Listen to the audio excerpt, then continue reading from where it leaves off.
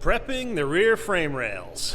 Okay, this is one of those days where Amazing Metalworks is going to come in super handy. One of the things he talks about immediately is before you do anything, sharpen up these bends. Look how lazy that is.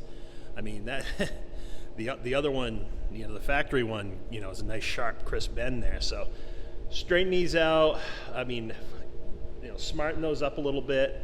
I'm not sure why this one has a dog leg in it. I guess the other one does too. Just get those, flared back a little bit, cleaned up.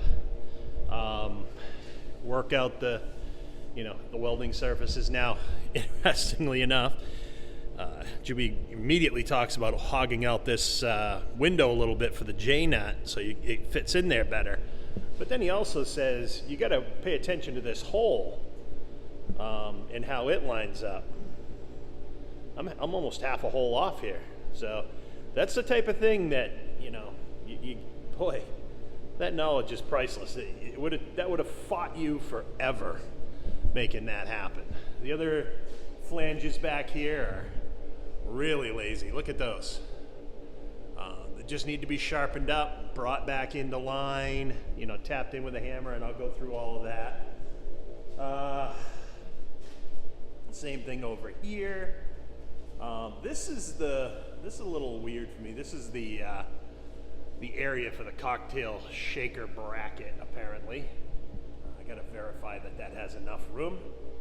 Same thing over here. Hog this out a little bit with a burr, and check out the hole here. I don't even have half a hole on this one, more like a quarter. So yeah, and interestingly enough, my hole lines up with this window quite well. It's the other hole that's way off. So again, good things to know before you start fighting it. And these are a little sharper here, but I'm going to sharpen these right up. As the advice goes, you bend it by a little bit, get it back, make it okay. That's all right, because you can always tap it back in as you need it. Now, like I mentioned before, the Scott's Hot Rod chassis states that I got to remove some of this anyway, all the way up through here. And their frame comes in, it's right at this mark, comes back and picks up the shackle bolt back here. So, I don't want to leave that open, but I'll cut the flanges ahead of time so that it'll be easier to cut out where I need it. And then I'll make, after I cut it out, I'll seal up this front edge so it's not open. But I've got to look up through here and just try to figure out how much of this really needs to come out and how much of it can stay. They gave me a 38-inch outside to outside frame rail, so I got to start doing some measurements. But yeah, I'm going to prep up these rails, go through all the steps, and probably get Juby up on the big screen here and let it play in the background so I don't forget anything. But yeah, it's exciting. We're starting to build stuff today. Woo!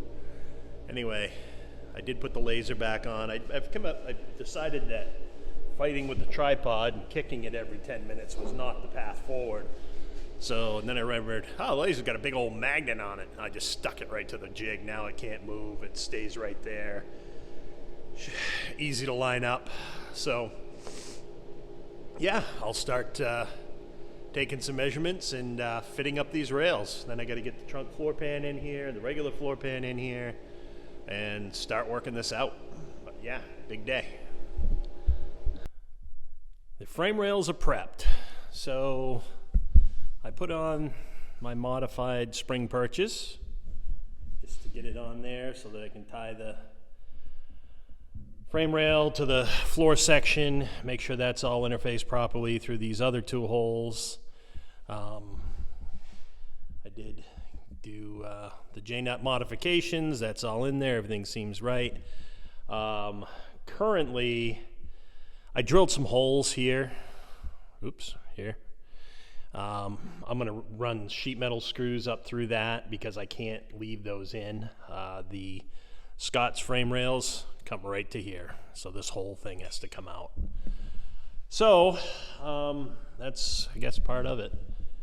And I will just attach, so I didn't need to prep these surfaces. I'm just going to attach those with sheet metal screws for now.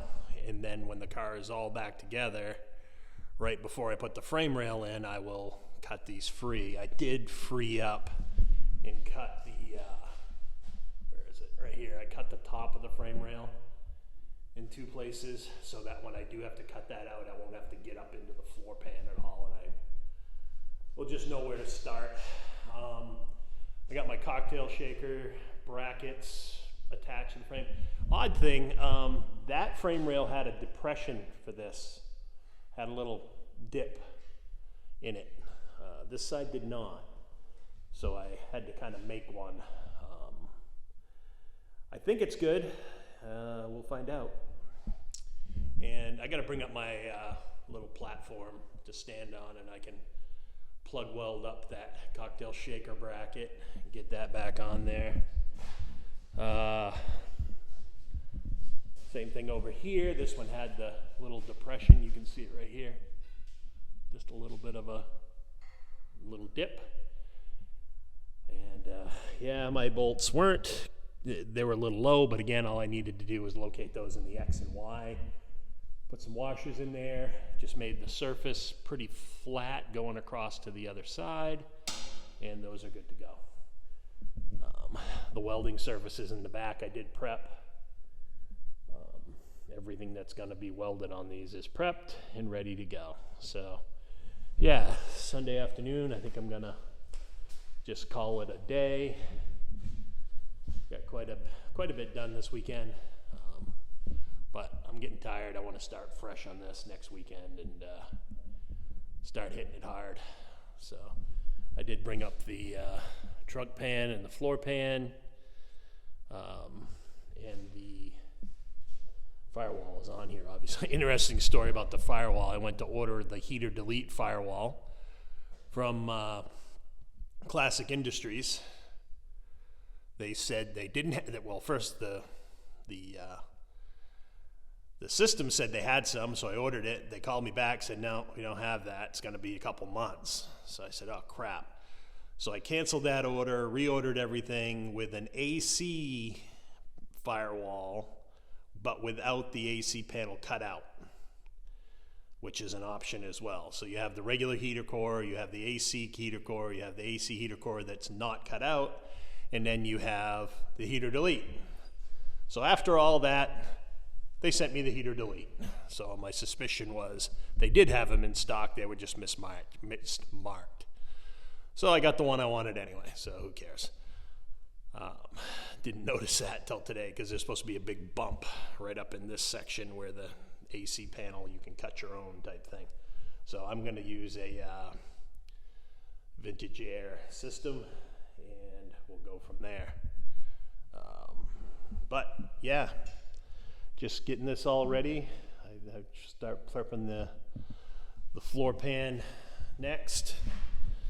But this was just to get started, and had a lot of other things going on today, so I didn't get too much time on it, but it's looking good. So far, so good. Everything's bolting up nice, lining up nice. I'll know more once I get the floor pan on and I can start to prep all that, but so far, so good. Not disappointed in anything so far, other than that one of them having the detent for the cocktail shaker bracket, this one not. So we'll see. Everything else looks good. I did sharpen up all the bends, ground out the holes, got everything to a point where I think I'm pretty happy with it. So yeah, next step is start fitting up the trunk pan. I got to weld up those brackets and then I'll fit up the trunk pan and we will be good to go. So yeah, talk to you later.